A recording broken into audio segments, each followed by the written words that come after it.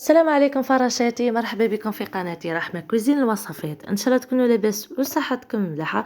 كما العاده في الفيديو درت لكم وصفتين وبديت لكم بحاجه مالحه اللي هي كمونيه تاع الكبده تاع الدجاج، كيفاه معسله ومجمره. والله كيما يحب الخاطر والبنه، بنه عظيمه. اول حاجه شريت الكبده تاع الدجاج، نقيتها وغسلتها بالماء والخل ولا الماء والقارص، خليتها تستقطر ليله كامله وتقدر تستقطر نص ساعه نورمال. في مقله زوز مغرف كبار زيت، مرسو تاع زبده نصف ملعقه، يعني تقدر ديري زبده فري وتقدر ديري مارغرين اختياري. دوب الزبده، يسخن الزيت تاعكم مليح، تسخن مليح فري تسخن.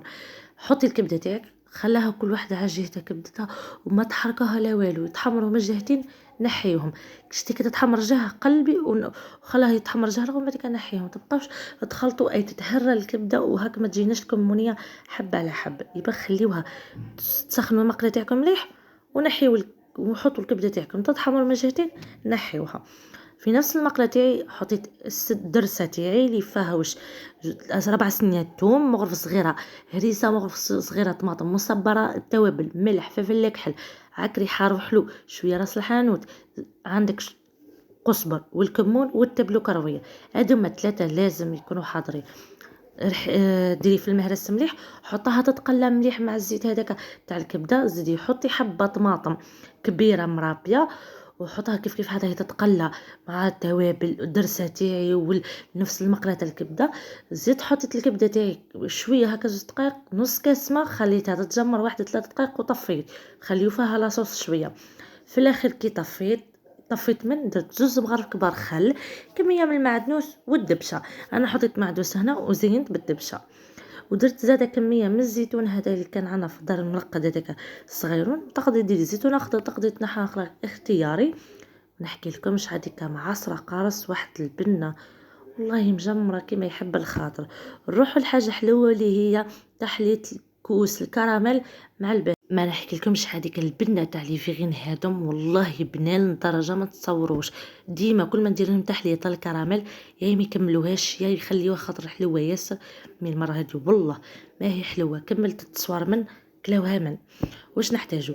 330 مليلتر حليب، تحطيه في كاسرونه، تقدر ديري بالكاس حوالي كاس ونص.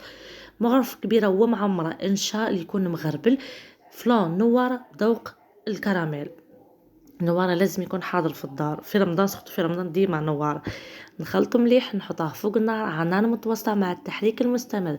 اي تحليه تحطها فوق النار لازم تحريك المستمر باه ما ديلناش النشايك تكعبرنا ولا حاجه. تحركوا مليح ما دير القوام تاعها وما يتقالش ياسر. حطوها في ساعه تاع اينوكس باش تبرد لكم في ساعه. غطيوها بالورق الشفاف به ما ديرلكمش الطبق هذيك، وحطوها في الكونجيلاتور حوالي نص ساعه ساعه غير ربع تحكم روحها مليح.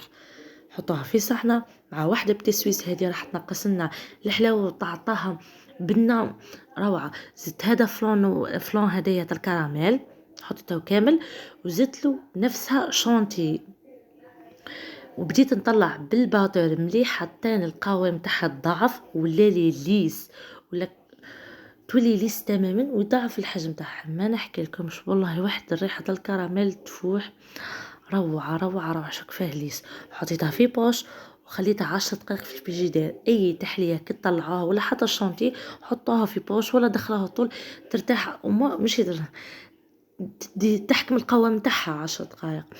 درك الطبقه تاعنا الاولى واش درت؟ انا درت مادلين هادي ما باليش فيها المعجون والداخل يذوق العسل هكا، فيها العسل المداخل.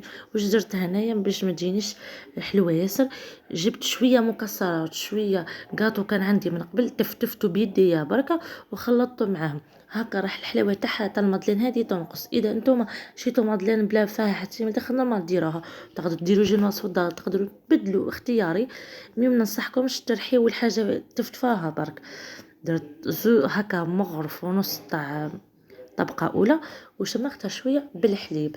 الكاطو ما يبقلناش هكا شويه نبقلناش هكا يابس في الفم. هي الكريمات نعرفوا ديما يجيونا طريين في الفم. درت كطبقه تانية الكريمه تاعنا بعد ما خليتها 10 دقائق يحكم القوام تاعها. زدت مغرف هكايا معمره مليح، مش كيما الاولى درت 2 مغارف الاولى ولا مغرف ونص. المره هذه درت مغرفه معمره مليح وزدت ما اختاش بالحليب المرة هادي، شمختها بالكراميل. اذا تحبوا دير لكم كراميل ندير لكم، مي انني درت هذا تاع عله وشويه جامد، درت له الحليب وخليته فوق النار يتغلى، ها ورجع لي القوام تاعو سائل كيما تشوفي. درت مغرف ونص، ما كتروش يصلها الحلاوه. ودرت كطبقه اخيره الكريمه، وما ديروش طمروهاش، خليو طبقه باش نديرو التزيين تاعنا. عمرتهم، زدت شويه مكسرات من الفوق اللي بقاو لي هكا، كسرتهم بيدي برك كتزيين باش تجينا شويه في نفس الوقت كروستيون، طريه وكروستيون شويه برك. ومن التزيين كاخير حكمت كعبه بنانه، قطعتها مكعبات صغيره خلاه، ودرت لها 3 مغارف حتى الرابعه من نسلي هدايا، وحطيتها كطبقه للتزيين. هنا يبقى لكم تزيين اختياري من البنه، والله يا البنات تجربوها تندموش. جيم وكومنتير وفعلوا الجرس بيوصلكم كل ما هو جديد.